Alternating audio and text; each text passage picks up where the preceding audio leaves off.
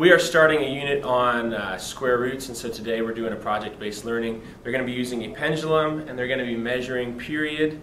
The length and time of a pendulum string and the time of the period are related with square roots. And so today they're just going to be performing experiments, they're going to be analyzing it, and they're going to see a general shape of a square root function.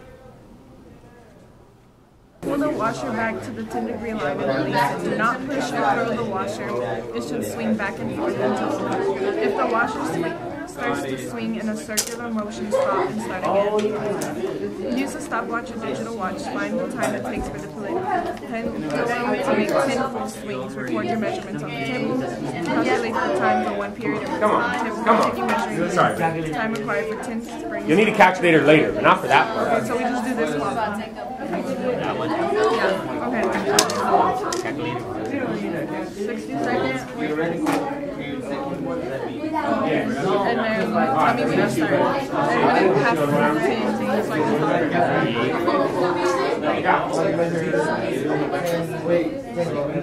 Experimental second? Was what? What's your question? Alright, you found what it takes for... Alright, so you're trying to measure the period. How are you doing it? Okay, I said you're measuring 10, right? Okay, so how do you get 1? Do I put the 0.88? Yeah. 50 10 centimeters? divided by 10, that'll be the experimental period. Alright, well, first, why don't you do this?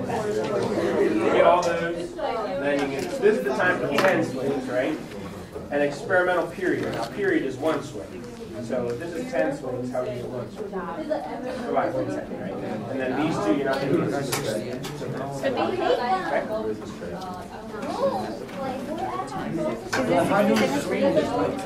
Yeah, no.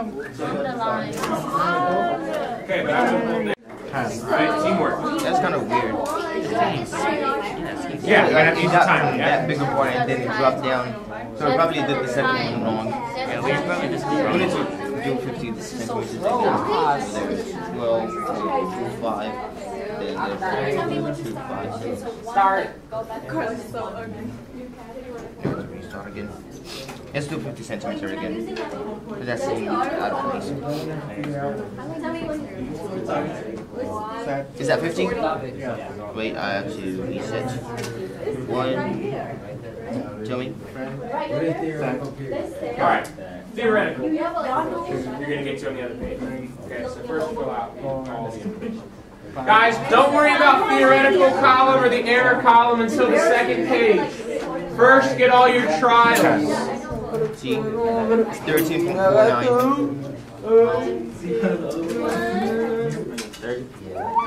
Look at that. 30. Stop. What do I do? You Did again. Oh. Yeah, that's why I said Yeah, so that's, this is the hardest one, the short one. So can you explain to me what are you doing? I'm measuring the length of the 13.76. 30. This is 10 swings. How do I convert it? Just divide it by 10, and then on the back page it talks about it. Stop. If I...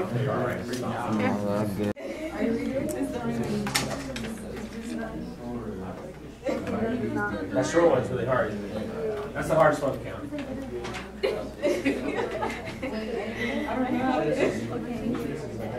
One, 2, 3.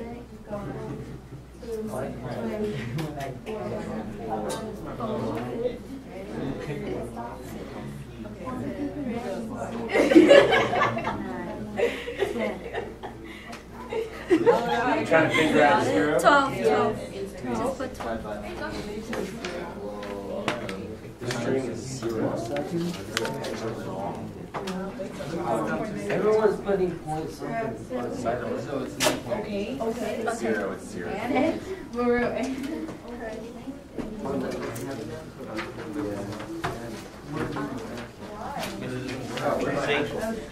Did someone steal my actual tape? Found someone's tape? 1, 2, Stole it. 3. Oh, it's right here. Nobody's right? It makes sense that it's not, if it's 0, it's going to be 0, right? 2, 3. Alright, so you guys got all that? We're going to go to the next page. Alright, some people are already on the second page. That's good. 2, 3. Why are you doing like that? Oh my god. 1,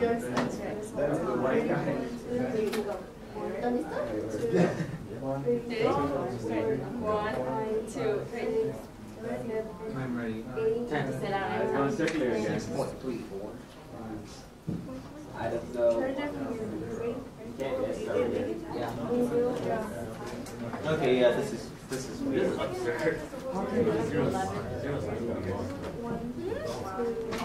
What? No?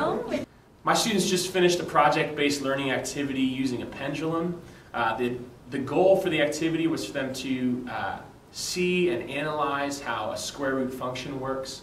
With pendulum, the length of the string as well as the period of the pendulum are related with a square root function. And so as students were doing the experiment, they got to see the general shape and structure of a square root function. They also had to experiment with finding the inverse, which was a concept we just learned. And so a lot of my students really enjoyed the activity. They were able to use their hands. They were able to see how what they just learned actually applies to real life. And I think it was a big hit. My name is Michael Vesey. I teach pre-AP Algebra 2.